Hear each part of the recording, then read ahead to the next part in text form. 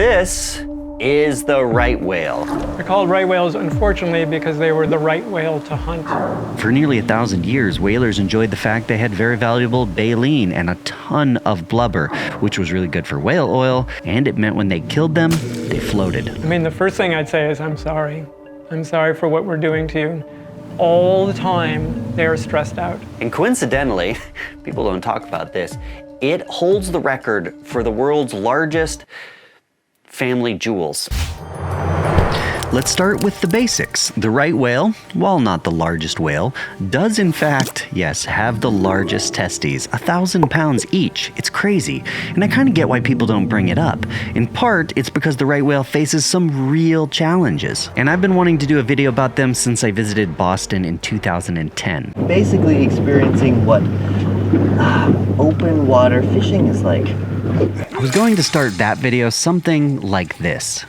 Here, the majestic northern right whale surfaces just yards away. It's a whale that was nearly hunted to extinction, but has now rebounded to 500 individuals and growing.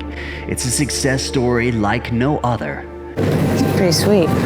But by the time I got around to actually making this video some 10 years later, that's not the case. Those 500 individuals that rebounded from 1936 when humans stopped hunting them is now 336.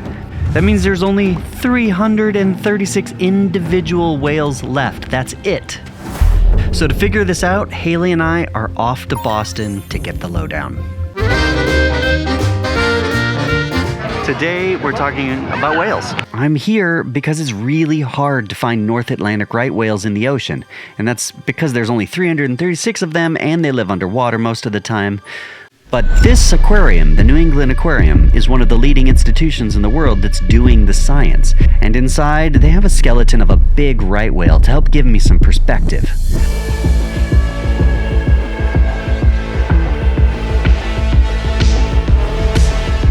So we are looking at a skeleton of a North Atlantic right whale. Amy here is a right whale researcher, and as I would expect, she definitely loves them. I love right whales. She acquired some baleen for us to look at. Yeah, we don't really have anything quite like this. We don't sieve our food out. So these plates hang down from the upper jaw, and they're sort of packed together side by side, 200 on each side of the mouth. And so then you have this inside fringed area is what's capturing the plankton out of the water. So they swim with their mouth open, sort of plowing through the water, taking water in and pushing it out through the plates. And as they push it out, the plankton gets captured on these hairs, and then they swallow.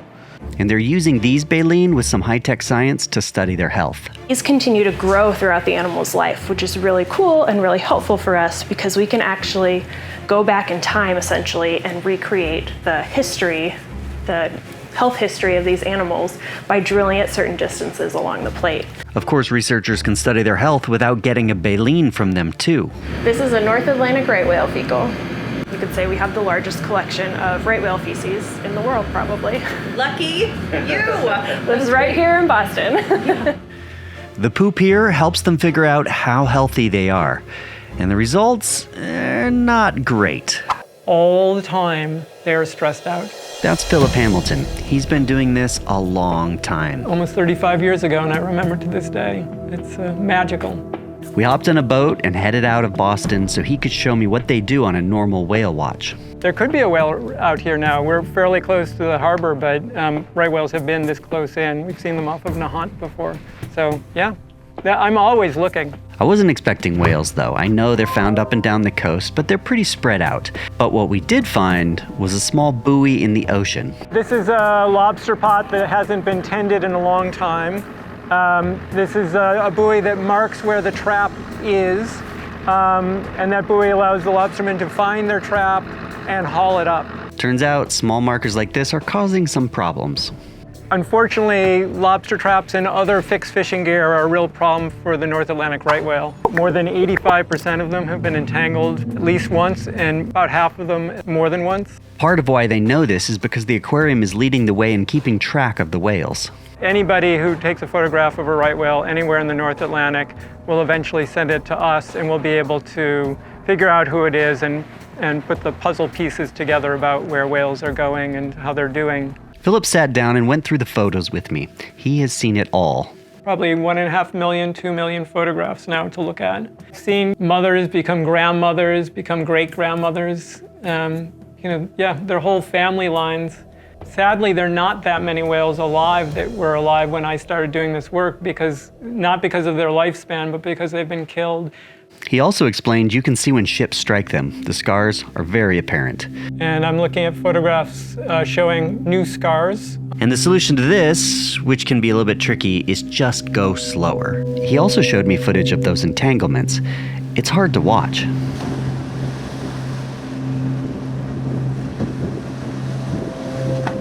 You see, in the 90s and before that, ropes just were not as strong. But the good news is that lobster fishermen are leading the way in reducing rope strength. And fishermen actually here in Massachusetts actually developed what we call the South Shore sleeve. And this is a hollow braided sleeve, this orange part, that you can insert the strong rope into. And where it meets in the middle here is actually designed to break at 1,700-pound rope strength. And we've learned through our research that if the rope can part at that strength, right whales can escape from the lobster gear on the seafloor and not get involved in complex entanglements. A long-term solution could be ropeless fishing gear. The buoy is just coiled up at the bottom. The fisher can come along, send out a signal that causes the buoy to inflate full of air, rise to the surface of the water, and then they can haul out their traps. Really just this line that we're trying to fix. That's pretty rough. Strong nylon. Yeah, you can feel it's pretty strong because it has to haul out all these traps. Can we just see that real quick? This is the part in an environmental film where I would say, here are the solutions. We need to slow down speeds and stop fishing like we're fishing today. But if I do the latter there, it really implies that the problem is the lobster fishermen.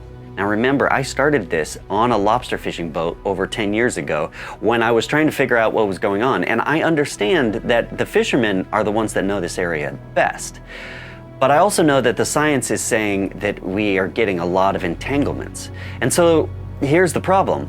I think the rest of us really need to help the lobster fishermen, because if we can change how the gear works, and again, it's expensive, then we might actually eliminate one of the problems that these right whales are facing, and that could be huge.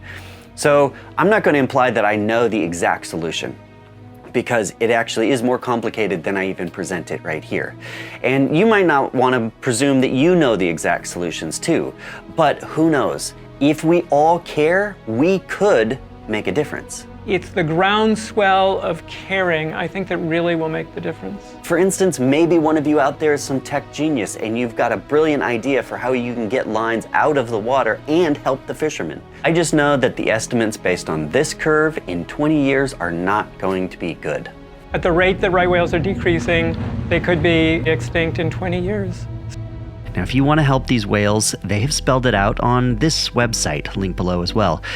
In summary, they suggest these 5 things. Number 1, educate your friends and family of the dangers right whales face. 2, support the fishermen that are using gear that is safer for whales. 3, when you buy lobster, ask if they know where it came from and how it was caught. 4, write a letter to a state or federal decision maker. That actually goes a long ways. 5, if you're out in a boat, report your right whale spot. Submit that photo. It makes sure we count the right whales that are out there and we know where they are. So let me end with this. I think we can all agree we wouldn't want a world that is without this majestic creature. I just know I want to go on a whale watch with my kids' kids. And I want to be able to look at the right whales that we're seeing out there and say, you know what? I was alive at a time when those things were facing extinction.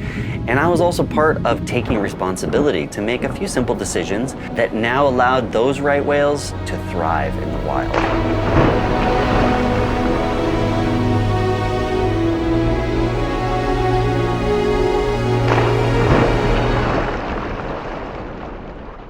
Thanks everybody for watching this video about whales. Thanks to my patrons for supporting this outreach. Oh, and if you want to see the video we did about turtles in the same vein, click right here and check that one out.